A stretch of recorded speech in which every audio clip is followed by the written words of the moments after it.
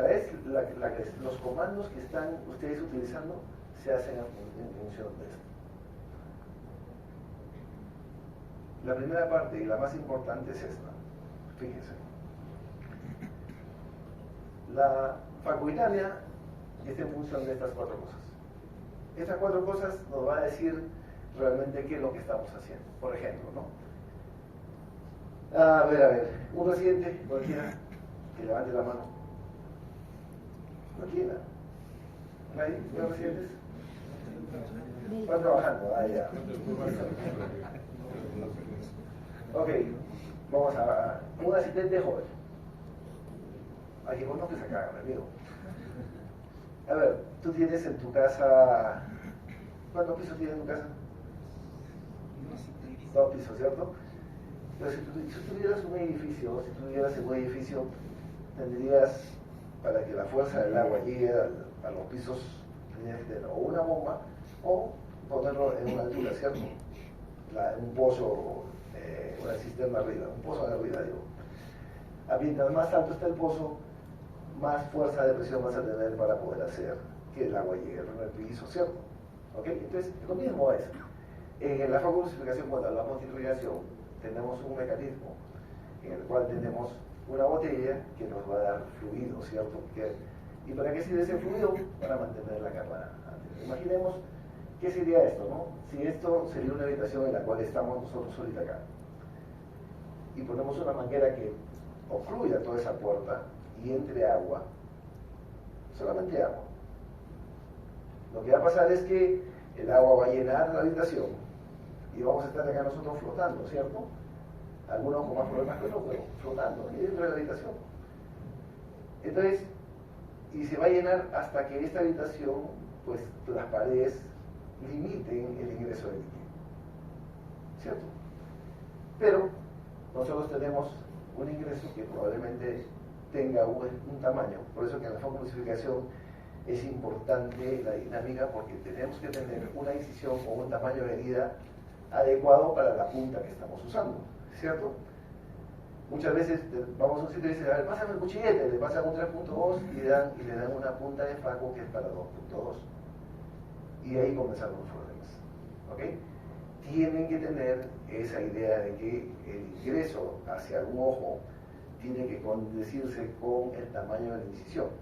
Si ustedes ponen una incisión más grande que la punta que ustedes están usando, solitos se están haciendo harakiri porque van a desestabilizar la cámara anterior, ¿ok? Pero ahora ya se complica más la cosa porque los sistemas, no de ahorita, ya estamos hablando de sistemas anteriores en los cuales los que hacen vitrio tal vez tengan más experiencia en esto, pero la irrigación puede ser pasiva o activa, ¿cierto? Se le puede dar a decir, miren, por esa puerta entra el líquido, pero a través de una bomba empujo ese líquido hacia la cámara anterior. O sea, de tal forma que si se llenaba la habitación en un segundo, con eso va a ser en la mitad de un segundo, con la bomba. Le puedo poner presión de aire o presión mecánica para poder hacer que la habitación se llene. ¿Ok? Ya está llena nuestra habitación, ¿cierto? Entonces, hemos cumplido con la primera parte, que es la irrigación. Vamos a mantener la cámara anterior, vamos a hacer que, si la incisión es 2.2 y nuestro tip tiene 0.9 más la manga no va a llegar a 2.2, la salida del agua que sale por las incisiones nos va a enfriar la punta y también nos va a evitar que tengamos quemaduras en la incisión. ¿Ok? Entonces ya tenemos asegurada que nuestra cámara está llena. Pero por ahí viene un despistado y dice, ¿dónde está la charla? ¿Dónde está la charla? Y acá está llena de agua. Estamos llenos de agua acá. ¿Dónde está la charla esa? ¿No? Entonces, y abre esa puerta. ¿Qué pasará ahí hoy? ¿Quién fuga? El agua.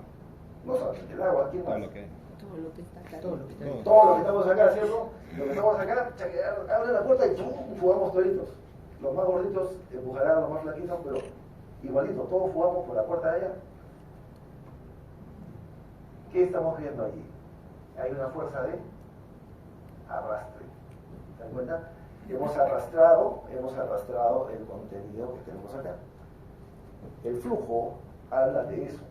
O sea, el flujo habla de la fuerza de arrastre, o sea, lo que va a llevar las cosas hacia dónde, hacia la salida. ¿Qué es la salida? La punta. O sea, lo que nos lleva los pedazos que están dentro de la cámara anterior es el flujo. O sea, nuestra fuerza de atracción es esta de acá. O sea, el que va a traer los fragmentos, ¿cierto? Entonces, eso ya entendimos entonces qué va a pasar si abrimos una puerta. Cuando ponemos posición 2, abrimos esa puerta. Y la punta que estaba cerrada, solamente permitía irrigación, se abre y entonces todo lo que está dentro de la cámara anterior va a irse a la punta. Entonces, si yo en un momento determinado tengo un fragmento que quiero que venga a la punta, ¿qué cosa aumentaré? Vamos. No. Arrastre. ¿Quién es el arrastre? El flujo. ¿Se dan cuenta? Entonces, si yo quiero tirar mis pedazos hacia la punta, en mi flujo va a ser la solución. ¿De acuerdo? Entonces tengo que tener en cuenta ese detalle. Ahora, doctor, pero estamos hablando de máquinas peristálticas. Y en la Venturi el flujo está asociado al vacío. Eso vamos a ver después, pero para que se entienda el concepto, nuestro flujo es la fuerza que nos lleva los pedazos a la punta. Entonces, cuando hablemos de parámetros, no hablemos de, a ver, ¿qué parámetros uso, doctor? Va a depender de cómo empiezas el pedal y qué cosa está pasando en la cirugía. ¿Okay? El tipo de cirugía, la dureza, la presencia de un montón de cosas que vamos a ir conversando para que se entienda cómo vamos a ir modificando los parámetros. ¿Okay? Entonces tenemos, ¿quién atrae los fragmentos a la punta? El flujo. ¿Cierto? Ya está.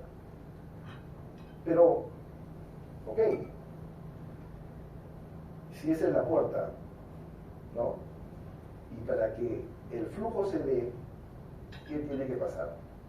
Tiene que haber alguien que haga el trabajo de hacer que haya intercambio, ¿cierto? Porque pasivamente puedo hacer el intercambio, que de hecho lo hago. Si yo le meto presión a través de la botella de irrigación, simplemente el hecho de que por las heridas salga líquido ya se sube una parte del flujo. Pero yo le puedo hacer que este flujo sea hecho por algo mecánico. O sea, la máquina les genera flujo. ¿Cuándo? Cuando ustedes comienzan a sentir que la máquina comienza a trabajar. ¿Cierto? Cuando ustedes tienen revoluciones y escuchan, la máquina está en posición 2 y está generando un flujo. Hasta que, imagínense, no lo hemos abierto, sino un cuadrante además de la puerta. Esa puerta solamente un pedacito de la puerta. Y de repente yo entro ahí y me atoro, ¿no? Y la máquina sigue haciendo su trabajo. Hace una presión negativa, ¿cierto? ¿Hasta qué tiempo va a ser la presión negativa? La presión negativa, ustedes van a notar que ustedes setearon en la máquina un número, decimos, por ejemplo, yo quiero un vacío de 400. ¿Cuándo se va a llegar a ese vacío de 400? En las máquinas peristálticas se van a llegar cuando se ocluye totalmente la punta. Pero hay vacío cuando estoy en posición 2, sí, va a haber vacío, pero no es un vacío que ustedes han seteado, ¿cierto? Ustedes han seteado un vacío y ese vacío lo van a lograr lentamente en una máquina peristáltica y rápidamente una máquina Venturi. Pero la máquina peristáltica, una vez que llega a tener el vacío máximo seteado, la fuerza de agarre va a ser buena, ¿cierto? Entonces, si yo tengo una fuerza de agarre que la puedo setear, ¿para qué me va a servir esa fuerza? Es como si tuviera una mano, ¿no? O sea, yo agarro la jarra, agarrarla significa mi vacío. Y si yo quiero partirla, me va a permitir hacerlo si yo tengo esta mano cogiendo el pedazo de... ¿Para qué necesitaré el vacío? Para fijar. ¿Para qué fijo? Para hacer corte. ¿En qué momento hago corte? Cuando quiero hacer maniobras de corte o choque. ¿Cierto? Entonces, si yo tengo un cristalino, ¿ok? Un fragmento cristalino que se me va yendo por un lado y otro, entonces yo voy, lo cojo y, ¿con qué? Con el vacío. ¿Con qué lo traigo? Con el flujo, ¿cierto?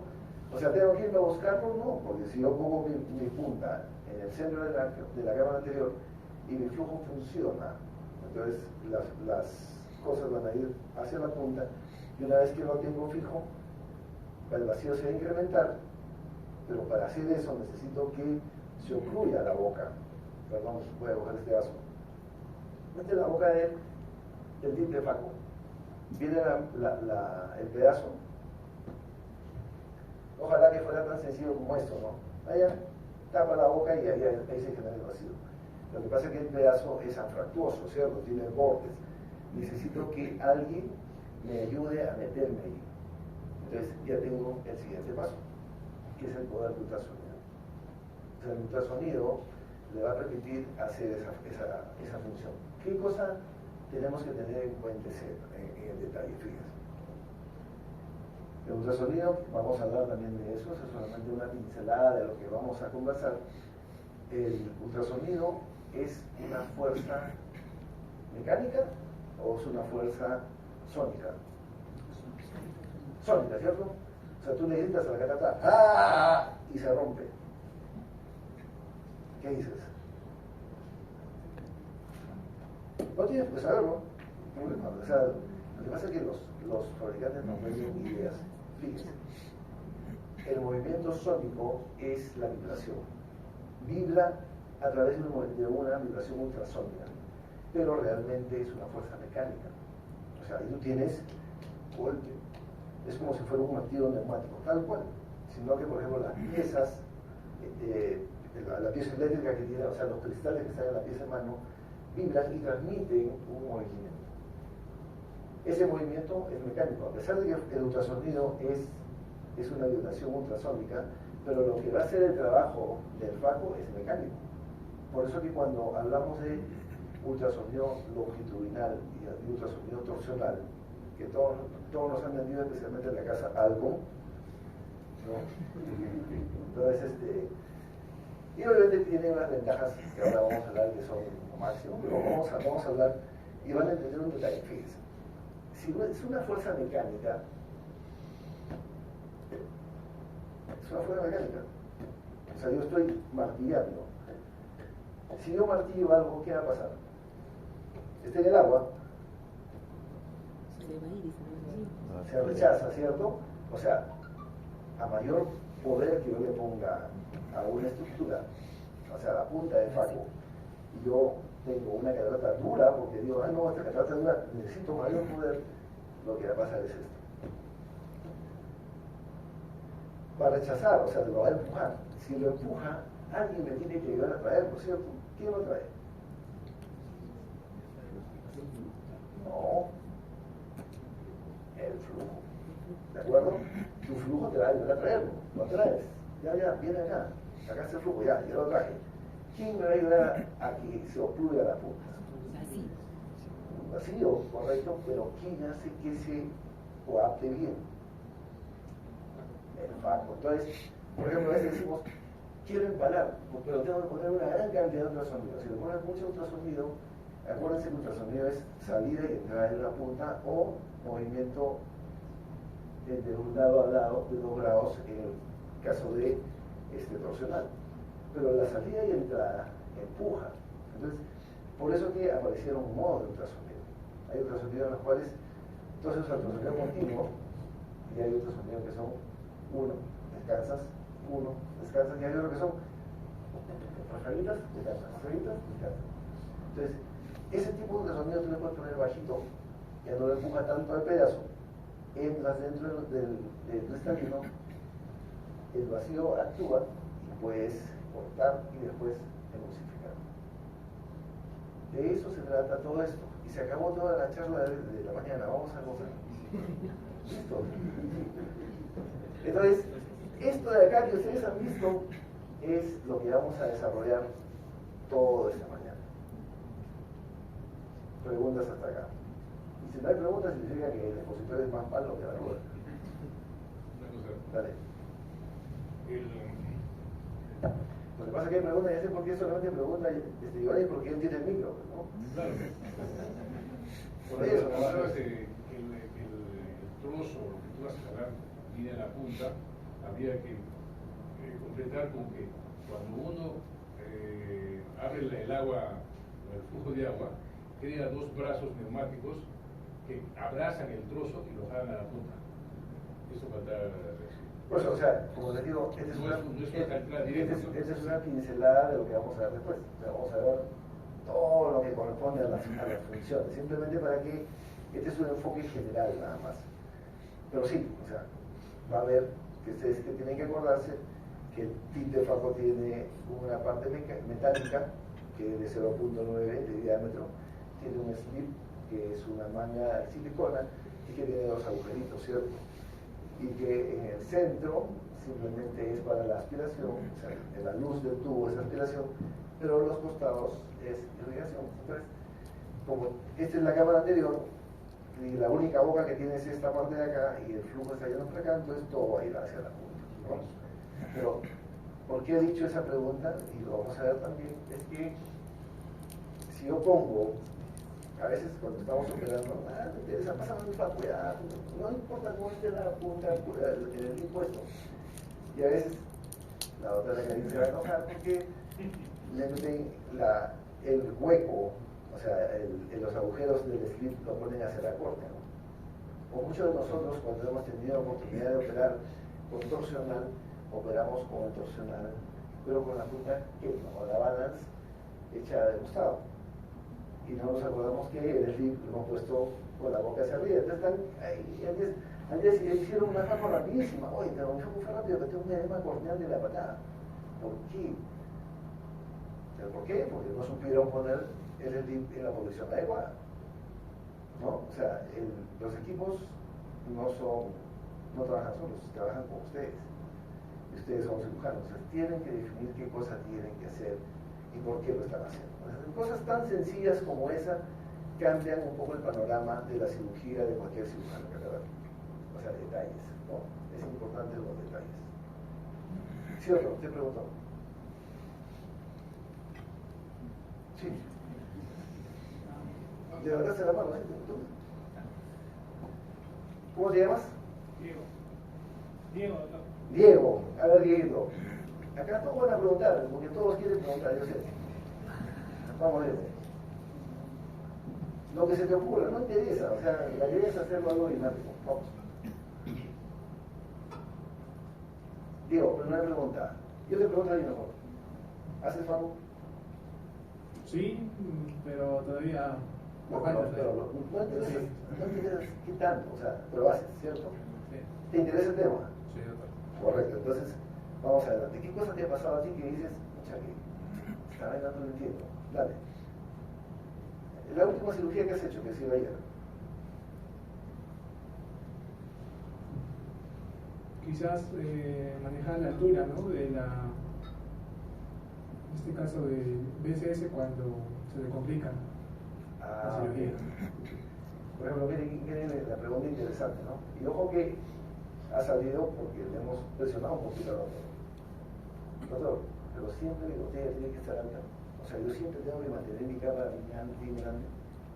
Entonces, nosotros operamos en cavidades que están conectadas unas con otras, ¿sí o no? Y cada una de las cavidades tiene presiones diferentes. Cuando nosotros abrimos la córnea y hacemos una incisión, conectamos la cámara anterior con el exterior. ¿Cierto o no?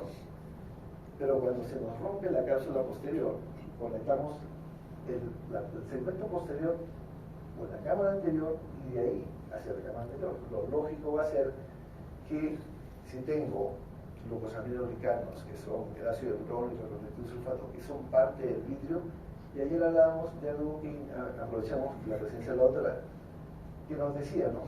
Yo estoy usando ácido hialurónico, pero quiero saber qué tipo de ácido hialurónico tengo. El peso molecular es importante, porque la hidroscoposidad, ¿cómo se llama? No, la capacidad en el agua, hidroscoposidad, que alguna otra cosa de esas.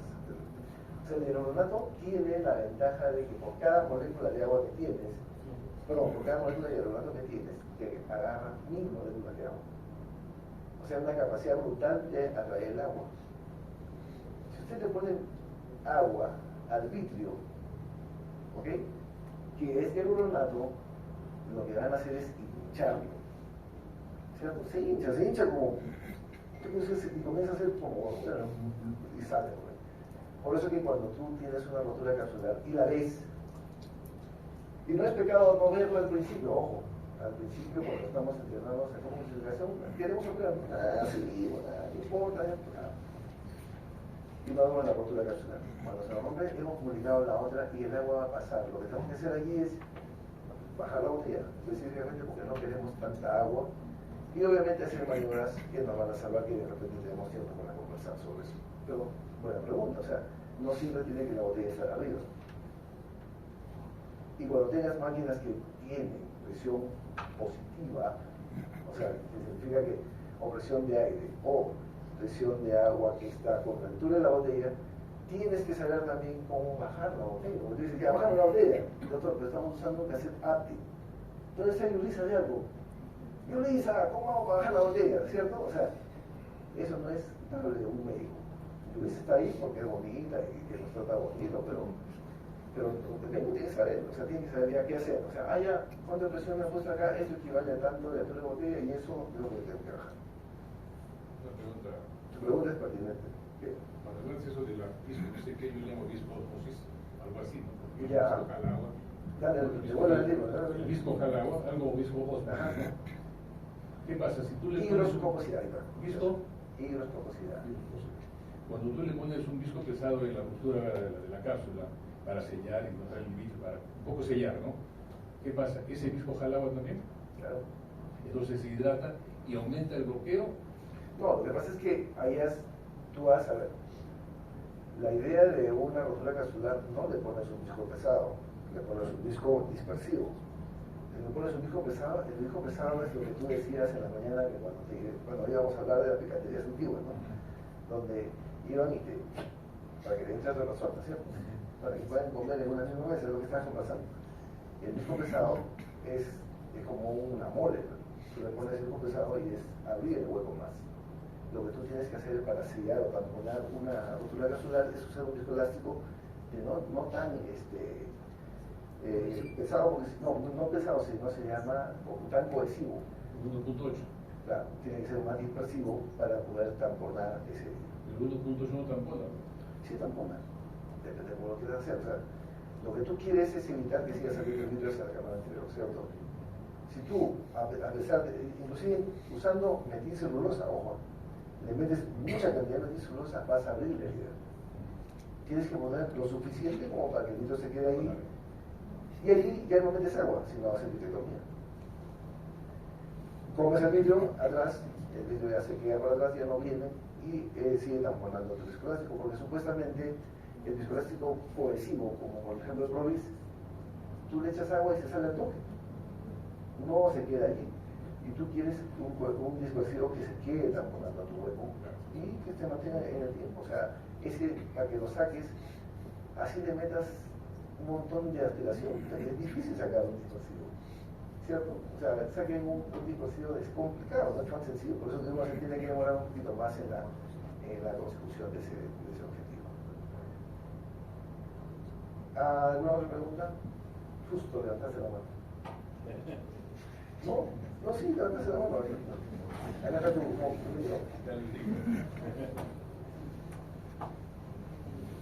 Ya que nos conocemos hace tiempo, ¿no? ¿Cómo estás, Jorge? Qué gusto verte. Cualquier cosa que se te ocurra, no interesa. A ver, te pregunto, ¿verdad? ¿Alguna vez has tenido problemas para sujetar el pedazo de núcleo? ¿No? ¿Haces Paco?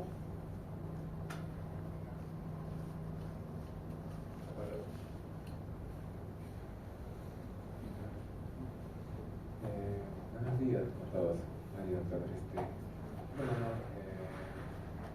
Bueno, no opaco, hacemos cirugía intracapsular. Entonces, más esta vez que tenemos con la cirugía intracapsular, ¿no? Ojo, fíjense. No hacer Paco no es un pecado. Hacer una buena cirugía intracapsular y me sale bien. Y no interesa la técnica. O sea, Faco como circulación es como decirte la gente que hace Faco fractura o que tiene incisión lo hace bien. Te voy a contar una anécdota bien simple, fíjate. ¿Ustedes saben quién es David Chan? David Chan es un cirujano de alto volumen africano. Lo invitaron al Tíbet. ¿Ok? Tenía en esa época un Infinity, se fue al Tíbet con su Infinity, con su enfermera, con su asistente, con su instrumental, y Yulisa también fue. Y tenía una campaña, y al costado de él, donde estaba operando, había un médico bien mayor, chinito, pues, porque estaba en el Tíbet, perdón, Nepal, estaba en el Tíbet. Entonces, al costado de él operaba un chinito y le dio una cola de pacientes, hermano, una cola de pacientes, y él tenía 10 pacientitos porque él había seleccionado a sus pacientes. Dentro de las cataratas que veía en esa época se ven cataratas muy duras. Como acá, como ven, tenemos cataratas duras. Las cataratas que operamos no son cataratas simples, no son cataratas duras. Y David Chan lo cuenta, esto fue en el año 2010, ¿de acuerdo? Lo cuenta tal cual. Dice, no, yo estaba con mi enfermera, yo sudando un poquito, veía que entraban pacientes al día, Yo sudaba de mi caso a la justa porque no estaba acostumbrado a manejar esas cosas. Terminé a las 10 y el viejito estaba viendo su periódico. Él decía así, ¿no? Entonces, pero eso en su consultorio. Lo miré, no hablaba inglés, entonces me fui. Al día siguiente, vio a sus pacientes y veía, chequeé una comer. Bueno, más o menos, ¿no? Y los viejitos, 20-30, 20-40, ¿sí? Y él decía, pues después de su reflexión fue, ¿no? O sea, ¿qué estamos haciendo realmente tratando de dar una técnica que tiene un montón de costos cuando la gente puede solucionar su problema con una técnica tan sencilla? O sea, es un pensamiento que es interesante escucharlo. Ahora, te aseguro, y eso te lo puedo asegurar por la experiencia de ya tantos años de enseñar esto, que cuando tú entres a farmacocificación, para ti va a ser muy sencillo resolver las complicaciones que hay. O sea, siéntete orgulloso de hacer esa técnica y compártela. Porque la FACO es una técnica más, nada más, es una técnica más. O sea, no existe cosa nada, pero es bueno aprender estos conceptos. ¿Ok? Y te agradezco tu sensibilidad. Yo creo que es la primera parte donde estamos ya enfocados en el tema, ya estamos entonados en el tema, ahora sí pasamos a el tema de la charla que sigue. Ahora sí,